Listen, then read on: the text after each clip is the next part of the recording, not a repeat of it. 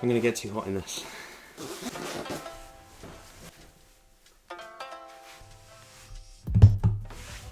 And there we go, new studio. No, I'm joking. It's my girlfriend's nail studio, which was her idea actually for me to film in here. It's pretty cool. I like the depth from the background. We'll see if future videos will be filmed in here.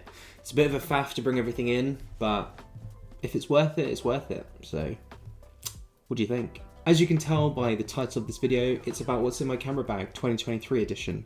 I've seen a lot of YouTubers do this recently, and I thought I'd give you guys my take. So that's what this is, that's what we're doing. I've done a bit of traveling this year. I went to Iceland, I went to Portugal, I went to the Lake District, and for all of those trips, obviously I had to pack a camera bag. So in this video, I'm going to be showing you what I literally have in my bag, what I take with me when I travel. A lot of the stuff that I bring with me on my travels, I also bring on my commercial work shoots. So it'll be interesting to see if you guys have any similar stuff that I own, that I keep in my bag, or not. You might find a product that is completely new that you've been needing your entire life. Who knows? So without further ado, let's get into what's in my camera bag 2023 edition.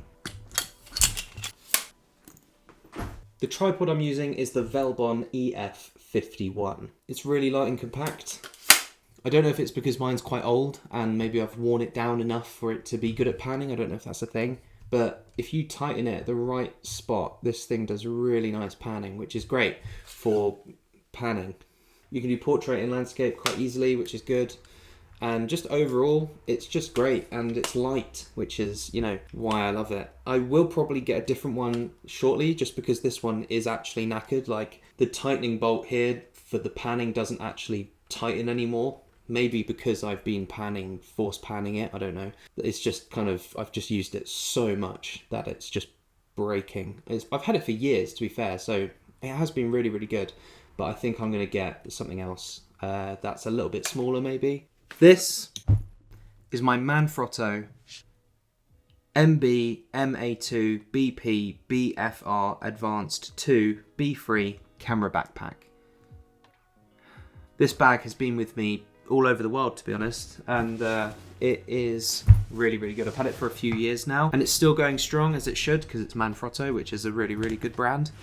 And it wasn't actually that expensive for a camera bag. I think I got this on sale for somewhere around £90 or £80 or something like that, which is insane. I think it's got a 15-inch laptop compartment, which is really cool. It's got storage in here for water bottles, or I hook my tripod in here and then secure it with this. And also there's storage in here, which I sometimes put my power bank in here. Same situation, if you want another tripod or a water bottle, whack it in here, secure it with this. Really, really good. More storage on the side. My favorite thing about this backpack is that you can access the inside from the back, which is so good. It has a flap inside which separates this pocket to this pocket at the back, and that flap can fold down, and then you can have one giant space, or you can have two separate sections. Ideally, you'll probably put your valuable stuff in here, and then stuff that you need quick access to up here. So in here you've got some pouches, which I keep my AirPods and also my SD cards, which just go and sit in these pouches just here. And that is the top compartment space. I'll probably do a top-down view, so it's a lot easier for you guys to see. And I don't know if you can see here, but there are some pockets here, which I carry a heater. This is a hand warmer I stick in my camera bag where my batteries are, just to kind of heat them up, keep them at an okay temperature. You don't want them hot, you don't want them cold.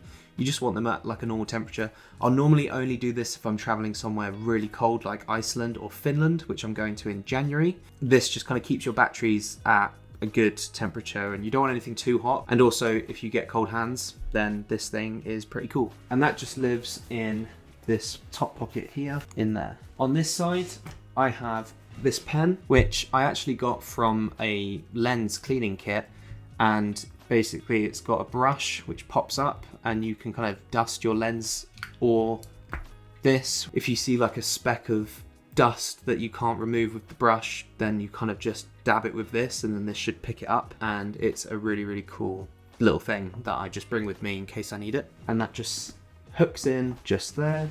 And in this pocket also I have an iPhone mount which connects to a tripod. If I want to do any kind of iPhone stuff, I've got literally just have that, and then that will connect to my tripod. I can do iPhone panning shots or whatever. I don't normally use this that much. It's kind of as a, like, in case of emergency kind of situation. And then in here I'll just put anything that I need like quick access to, and that's pretty much it for the top section of this backpack. Also with this backpack you can strap it over your chest so that you've got like more support. I don't think I've ever done that, but you can if you want. It also has this really cool hook, and you can hook this onto your tripod to weigh it down. This tripod is insanely light, so any wind could knock it over, but if you hook this to it, obviously it's going to be really sturdy, and that just tucks in at the back. Moving on to the back compartment. Just kidding. This is LED light, which I bring with me all the time to shoots because it's so small. It's RGB, which is really, really cool, and it's nice and bright, and it's also magnetic, which is also really, really cool. I've used it for lighting me in videos, all sorts of things. Moving on, camera batteries. I always bring camera batteries with me, and this holds 2, which is really, really handy. And that just slips in just at the bottom there. Moving on, I've got my Rode Video Micro, which I absolutely love. I use this for all of my vlogs and stuff like that. Not that I've done many, I think I've only actually done one vlog. In my last video about the Lake District, I was using this microphone the whole time. It's not bad, it gets the job done. It's pretty good, it works for me, so. And that just sits in this pocket here. Moving on to my next pocket, which holds my step-up rings and my 35mm f1.8. I don't really use it that much, but it is always really handy to just have it so small. I actually dropped this on some tiles, which was horrendous, and this is what the focus sounds like. The step-up rings screw onto this lens, and then that means that I can use any of my filters for this lens. It means I don't have to buy loads of filters, basically. I have actually made a video about a year ago, actually, about step-up rings, which I will link. So check that out if you don't know what these are, because these will save you so much money. Next, let's go for the filter pouch. This is wicked. I love this. This holds 3 filters. The filters I use are, this is my Black Mist 1/8 filter. On my lens currently I've actually got a 1/4, and I switch between these depending on how much of a look I want. And they just create like a nice cinematic kind of vibe. I don't know if, have I made a video about these? I don't actually know if I have. No, I made a YouTube short about these, that's what it was, which kind of explains what they do. But it basically blooms the highlights and makes all the light really soft. Kind of gives you a little bit more of a cinematic look. And the 1/8 is kind of the weaker version, and the 1/4 is the stronger version. You can actually get stronger ones, but they get quite expensive. I think this was like, I don't know, like 50 quid more, 50 pounds. And I switch between this and the 1/4, which is on my camera right now. Next up, we've got my ND filter. This is ND2 to 32, and you can just slide it to, you know, get that darker look. Really good for filming outside on bright days. Or long exposure photography. I use this all the time. And lastly, in my filter pouch, we've got my Polaroid filter. I do use this a lot for photography, but not as often as I probably should. This cuts out reflections and mist, which is really useful if you're doing landscape photography. And also if you're, you know, taking photos of water, this will cut through the reflection of the sky on the water, and it just kind of makes things look a bit nicer. Also for car photography, or videography, these are key because it will cut reflections out on the windows. I don't really stack my filters because you do get vignetting, which is a bit annoying. So I normally just pick one or the other. Only very certain occasions I will stack them. But yeah, I don't really often do that. This is probably my favorite lens. This is my 18 to 105 f4 Sony lens, and it is just so good. I love it to pieces. I've had this for years and years and years. It gives a really nice sharp image. The only downside is that it's f4, So it's not the best for low light. It's also an in-body zoom, which is great for gimbals as well. If you want to stick this on a gimbal, changing the zoom isn't going to throw your camera off balance. So I use it for my gimbal all the time. Really, really good. And also it's got steady shot. I kind of wish I vlogged with this lens in the Lake District. I didn't. I used what's on the camera now, which I'll talk about in just a second. But this is a solid lens. It is about £500, but it's worth every penny. Next up is my lens blower. This is really good. It just knocks dust off of your sensor or your lenses. All you need to do is just squeeze it and it will shoot air onto your lens, removing dust. I will always try and do this first if I see dust on my lens, and then I'll take the right precautions if this doesn't work. But normally this is just enough to just knock the dust off of the camera, which is great. Last of the tripods, this is my Manfrotto mini tripod, and I use this for vlogging. I will stick the camera on this and put it on like a tilt, kind of like that. Hold it out like this, and this is what I used for the vlogs in the Lake District, and it's really good. I've used it for years. The only thing is, because it's so old, it is starting to like lose its like, I can like really move this if I want to, which isn't great. And when I've got a heavy lens on this with a rig, you know, this doesn't really hold it. So this is only really good if you have a light camera, so APS-C is great. As long as you don't pack your camera out with really ridiculous things, then this will be fine.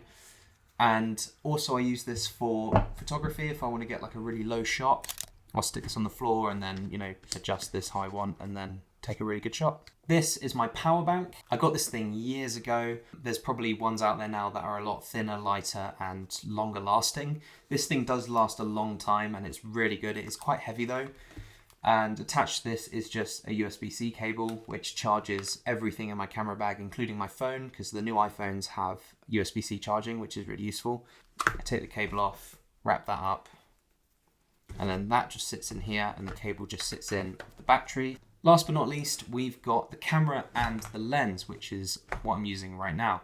I've got the Sony a6700 and I've also got the Sigma 16mm f1.4, and the camera will just sit in the middle with the lens attached, kind of ready to go, and I will alternate between lenses on which one sits in with the camera. The camera also has a small rig half cage on it, and that's just really good for extra mounting bits and bobs if I wanted to do that. The Sigma 16mm is a really awesome lens, and it's great for low light as well. I have made a video about the Sony a6700 with this lens specifically, so check that out if you are interested, because it is a fantastic combo. Put this all together, and yeah, this is pretty much what I use. If I'm traveling, I'll bring my laptop and my hard drives to a hotel. They'll stay there and they'll never come with me because it doesn't fit. My laptop's just too big. It doesn't fit in the bag, which is really annoying. I think this is a 16-inch laptop. This is a 15-inch laptop space, so it doesn't fit, annoyingly. And that is everything that is in my camera bag. I hope that was quite insightful. I don't know, I guess, was that interesting? I hope it was. 91.4% of my viewers are not subscribed. That means only 8.7% of you are. I have a goal, and that is to turn that 8.7% into 10% within the next 6 months. If you've liked any of my content, found it useful or enjoyable, do me a favor and hit that subscribe button. It means the absolute world to me. Thank you all so, so much. It's crazy to me that we're almost at 10%, just over a month in. We started this off at 2.5%, so you guys are absolutely amazing, smashing it out the park. I really appreciate it. Also, 700 subscribers, that's insane. Thank you all so much. It's unbelievable. I will do a mini vlogging series when I go to Finland next month, which might include some snowmobile POV action. Stay tuned for that. So there you go, that is what is in my camera bag 2023 edition. I hope you found this video useful. I hope you found it enjoyable. Have a great rest of your day or evening, and I'll see you in the next video.